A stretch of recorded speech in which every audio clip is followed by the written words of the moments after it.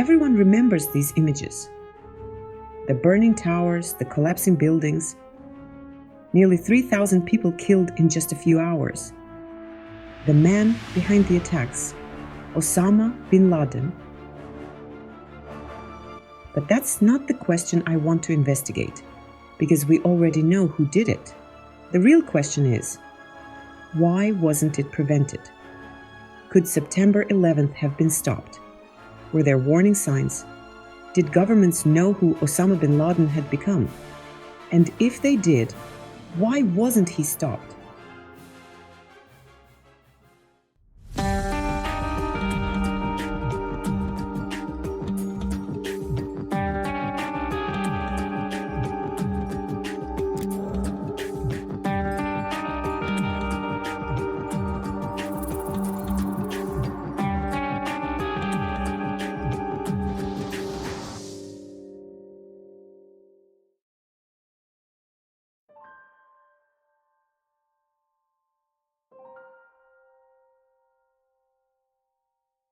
Before he became the world's most wanted terrorist, Osama bin Laden was simply one of the sons of one of the richest families in Saudi Arabia. His father had built one of the largest construction companies in the Middle East. The family owned enormous wealth. Osama grew up in privilege. He studied at King Abdulaziz University. Friends remembered him as quiet and polite. He loved football, enjoyed expensive cars. Looking at photographs from the late 1970s, it's almost impossible to imagine what would come next. 20 years later, this same man would change world history. So, what happened?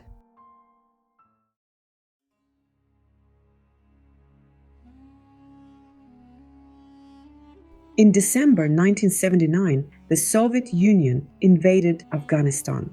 For the United States, this was an opportunity to weaken its Cold War rival. Washington decided to support the Afghan resistance. Money, weapons, training. Thousands of volunteers from across the Muslim world traveled to Afghanistan. Among them, Osama bin Laden. He wasn't an experienced fighter. He wasn't even an important military commander. At first, he was something else. A wealthy young man using his money and connections to support the jihad.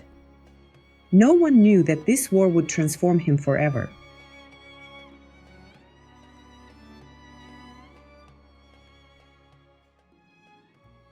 By the mid-1980s, the war in Afghanistan had become one of the most important fronts of the Cold War. To many in the West, the Afghan resistance wasn't seen as extremists. They were seen as freedom fighters. Newspapers praised their courage. Politicians called them heroes. Television crews traveled to Afghanistan to document their struggle against the Soviet army. The message was simple. These men were fighting the enemy of the free world. Osama bin Laden wasn't the face of that movement. He was still relatively unknown, but the war gave him something far more valuable than fame: experience, contacts, credibility. He built roads through the mountains, organized logistics, raised money, welcomed volunteers arriving from across the Muslim world. For many young recruits, he became proof that a wealthy man could leave everything behind for a cause greater than himself. Then, the impossible happened. In 1989, the Soviet Union withdrew from Afghanistan. To millions around the world, the war was over. To Osama bin Laden, it was proof that a superpower could be defeated. That lesson would shape everything that followed.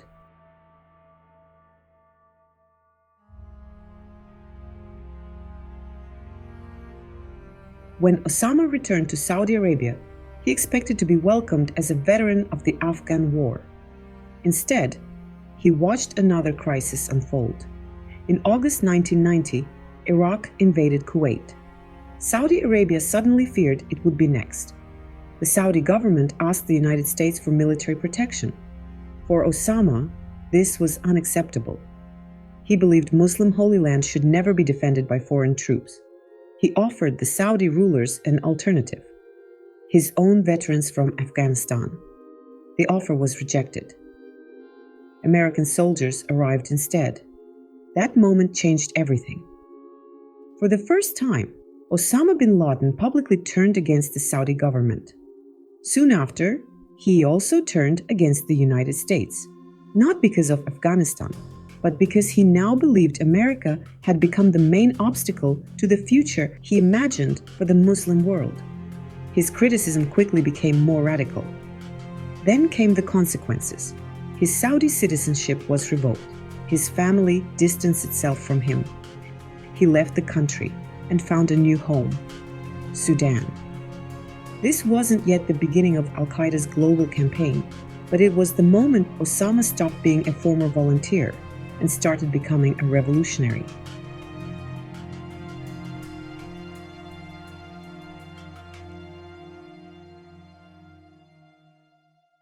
By the early 90s, Osama bin Laden was no longer just a former fighter from Afghanistan.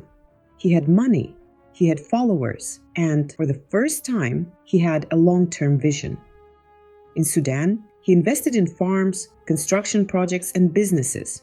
But behind those investments, he was building something else, a network. Men from different countries arrived to train, exchange ideas, and establish new connections. At first, many governments didn't see him as an immediate threat. He wasn't leading a state. He didn't command a conventional army. He operated in the shadows. But intelligence agencies were paying attention. In 1993, a truck bomb exploded beneath the North Tower of the World Trade Center in New York. 6 people were killed. More than 1,000 were injured.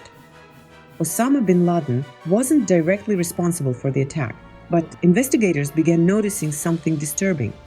The same radical networks, the same ideology, and the same people kept appearing in different investigations. The following years brought more warnings. His speeches became increasingly extreme. His influence continued to grow. Foreign intelligence services exchanged information. Governments started to realize this was no longer just another radical preacher. This was someone capable of inspiring violence far beyond Afghanistan. Then, in 1996, everything changed. Osama bin Laden was expelled from Sudan. He moved to Afghanistan, and for the first time, he found something he had never had before: a government willing to protect him. From this moment, capturing him became dramatically more difficult, but it was not impossible. In fact, the years that followed would offer several chances, one after another. And that is where our investigation really begins.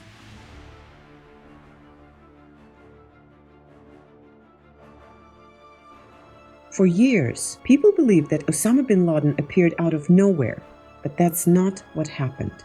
Long before September 11th, governments knew who he was.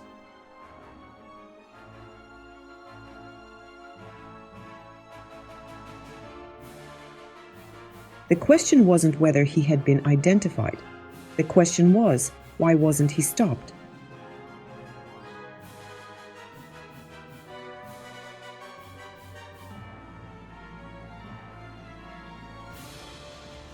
By the mid-90s, international pressure on Sudan was increasing. Osama bin Laden had become a political liability. In 1996, the Sudanese government forced him to leave. He didn't disappear. He wasn't hiding in a cave. He didn't cross the mountains under the cover of darkness. He walked through an airport, boarded a plane, and flew to Afghanistan. Legally, openly, without anyone stopping him. Looking back, it's one of the most astonishing moments in this entire story, because once that plane landed, finding him would become dramatically more difficult. In 1996, Osama bin Laden issued a declaration of war against the United States. It wasn't hidden, it wasn't secret, it was published openly. He accused the United States of occupying Muslim lands. He called for violence against American forces. 2 years later, his language became even more explicit. In February 1998, bin Laden and several allied extremist leaders signed another declaration. This time, the message was unmistakable. They called on Muslims to kill Americans. both military personnel and civilians. This wasn't intelligence gathered in secret. It was public. Anyone could read it. The threat had been announced to the world. The question now was no longer, what does he believe? It was, what is he planning to do?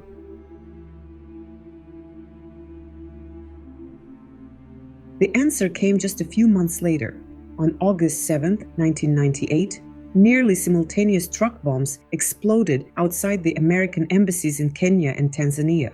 More than 200 people were killed. Thousands were injured. President Bill Clinton ordered cruise missile strikes against suspected al-Qaeda camps in Afghanistan, but the attack failed to eliminate bin Laden. According to later reports, he had left one of the camps only hours before the missiles arrived. Again, he escaped. By now, the world knew his name. The CIA was hunting him. The FBI was investigating him. Governments were sharing intelligence, and yet the attacks continued.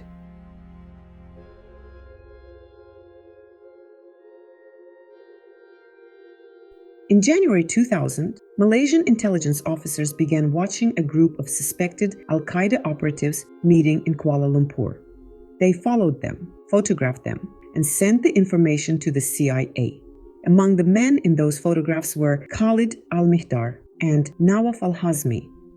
Less than 2 years later, both would help hijack American Airlines Flight 77 and crash it into the Pentagon. Another participant was Khalid bin Attash, an al-Qaeda operative connected to the plot against American warships. At the time, the Malaysian officers were not asked to arrest the men. They were asked to watch them and take photographs. And that is exactly what they did. The meeting ended. The participants left Malaysia, and the surveillance stopped. But the most astonishing part came next. The CIA discovered that Mihdar already had a visa for the United States. Then it received information that Hazmi had flown to Los Angeles. 2 suspected al-Qaeda operatives had entered the United States under their real names. And yet, the FBI agents who could have searched for them were not properly alerted. Their names were not immediately placed on the American watch list. No nationwide search began. For the next 19 months, they lived openly in the United States.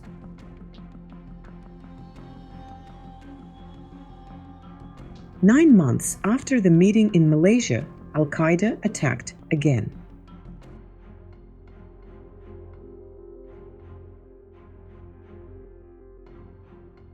On October 12, 2000, the American destroyer USS Cole entered the port of Aden in Yemen for a routine refueling stop. As sailors prepared the ship, a small boat approached the destroyer. Moments later, it exploded. 17 American sailors were killed. Dozens more were injured. Only after the attack did investigators begin to understand the importance of the men photographed in Malaysia. One of them was connected to the Cole network. 2 others were already inside the United States. But the agents investigating the Cole were not given everything the CIA knew about them. Once again, one agency held information another agency desperately needed.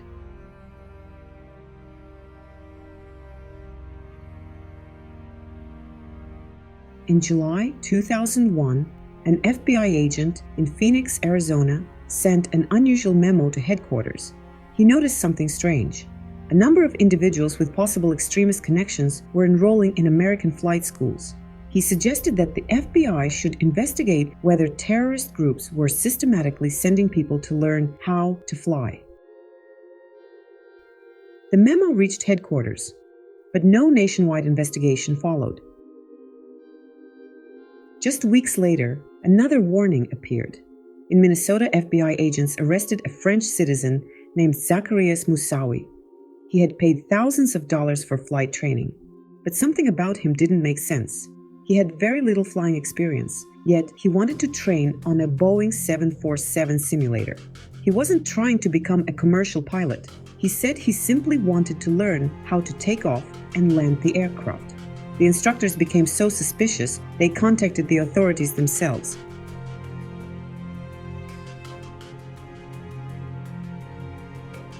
Local FBI agents wanted permission to search his laptop. They pushed for a warrant, but the request never reached the FISA court.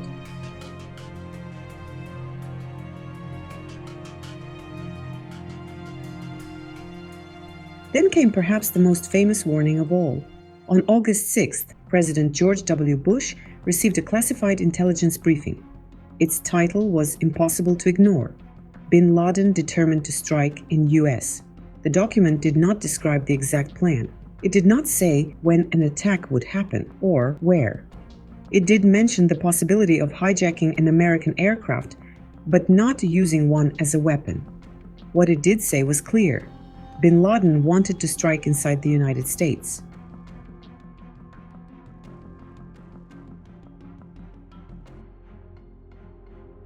The morning of September 11, 2001, 19 men boarded 4 commercial airliners. Within less than 2 hours, the world changed forever. 2 aircraft struck the World Trade Center. 1 hit the Pentagon. The 4th crashed into a field in Pennsylvania after passengers fought back. Nearly 3,000 people lost their lives.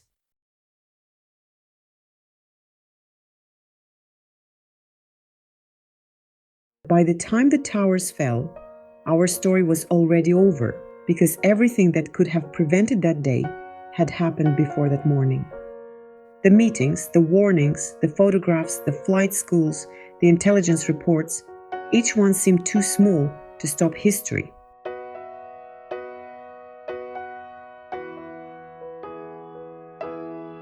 So, could September 11th have been prevented? No one can answer that with certainty. History doesn't allow us to replay the past.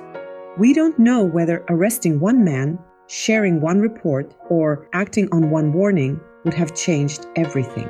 But we do know something else. Osama bin Laden did not appear overnight. His rise lasted more than 20 years. Governments watched him evolve from a wealthy volunteer into the leader of the world's most dangerous terrorist organization. The warnings existed, the intelligence existed, the opportunities existed. What was missing was the ability to see them as parts of the same story. Years later, the 9/11 Commission reached a similar conclusion. The greatest failure was not the absence of information, it was the failure to connect it. The story of Osama bin Laden isn't only about one man. It's also about how powerful institutions can fail when information stays divided, when agencies work in isolation, and when small warnings are treated as separate events instead of pieces of a larger picture. Those lessons didn't end on September 11th. They remain relevant today. Because history rarely repeats itself in exactly the same way, but it often begins with warnings that seem too small to matter. How many warnings does it take to change history?